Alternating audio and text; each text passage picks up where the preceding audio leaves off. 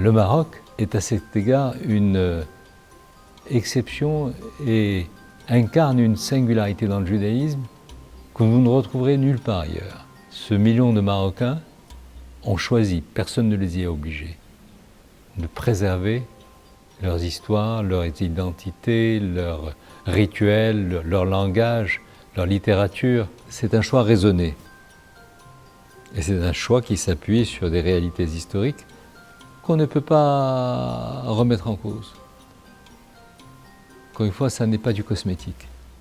On ne surfe pas sur la vague. On n'est pas dans une posture politicienne. On n'est pas dans l'expression ou l'incarnation d'un choix diplomatique ou stratégique de l'instant.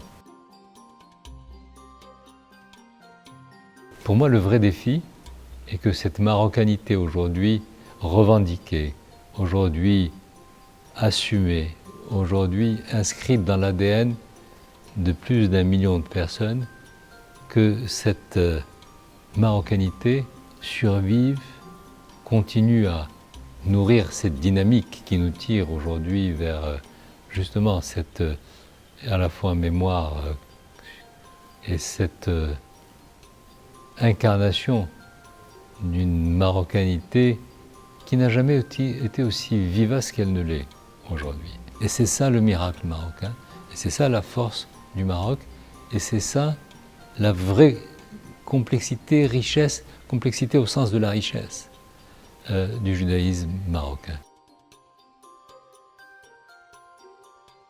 Ces accords récents, ces accords d'Abraham, c'est pas avec eux que l'histoire du judaïsme marocain a commencé. Et c'est pas à partir de ces accords qu'il faut en lire, je parle de ce judaïsme marocain, qu'il faut en lire la raison d'être et aussi toutes les raisons que j'évoquais tout à l'heure d'espérer que ça aille encore plus loin. Nous avons une histoire différente que beaucoup d'autres pays.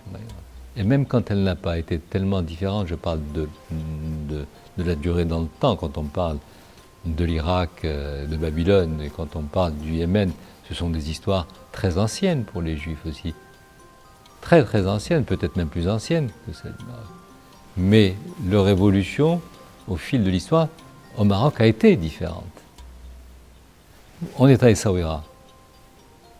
Essaouira est l'espace en islam qui a connu, et pendant longtemps, plus d'1 siècle, qui a connu et nourri une capillarité entre juifs et musulmans qui n'a existé qu'ici. Et évidemment, ça produit des individus qui ne sont pas les mêmes.